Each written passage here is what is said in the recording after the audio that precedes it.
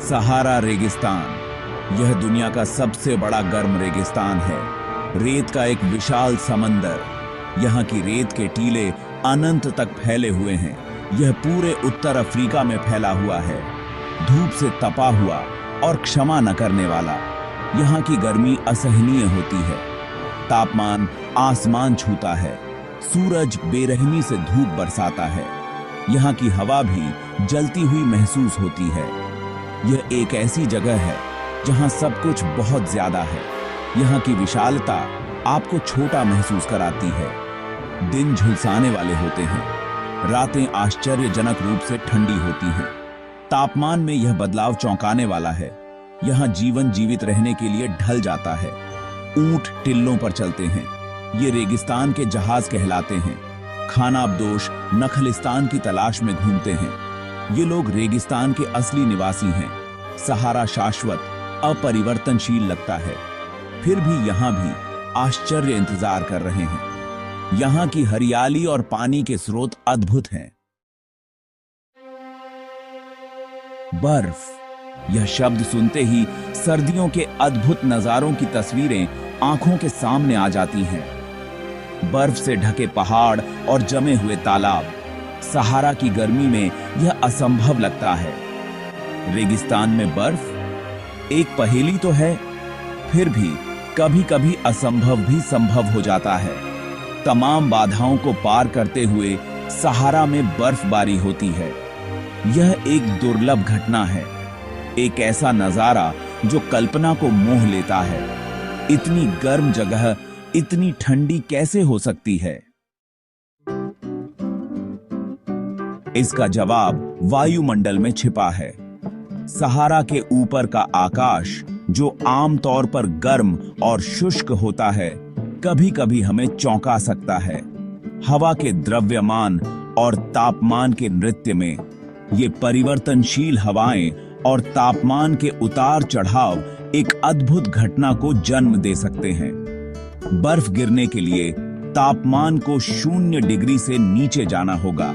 जब तापमान गिरता है तो रेगिस्तान की रेत पर ठंड जमने लगती है। सहारा में भी ऐसा हो सकता है।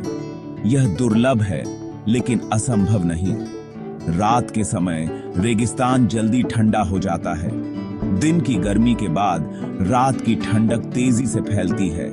अगर उत्तर दिशा से ठंडी नम हवा का द्रव्यमान अंदर आता है तो मंच तैयार हो जाता है। यह ठंडी हवा रेगिस्तान में प्रवेश करती है और तापमान को और गिरा देती है। हवा में नमी संघनित हो जाती है। यह नमी ठंडी हवा के संपर्क में आकर संघनित होती है। यह नाजुक बर्फ के टुकड़ों में जम जाती है।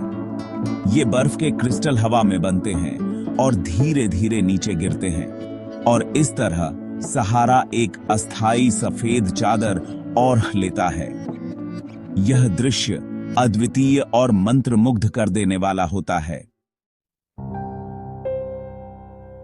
भाग 4, सर्दियों की फुसफुसाहट। पिछली बर्फबारी। सहारा रेगिस्तान में बर्फबारी की घटनाएं अद्वितीय और दुर्लभ हैं। ये बर्फबारी केवल कहानी नहीं है, ये वास्तविक घटनाएं हैं जो इतिहास में दर्ज हैं। ये दस्तावेजों में दर्ज घटनाएं हैं। सहारा में बर्फ गिरने की घटनाएं हमें चौंका देती हैं। 1979 में एक बड़ी बर्फबारी ने सहारा के कुछ हिस्सों को ढक दिया था। यह घटना अभूतपूर्व थी। लोग हैरान रह गए थे। उन्होंने कभी नहीं सोचा था कि रेगिस्तान में बर्फ गिर सकती है।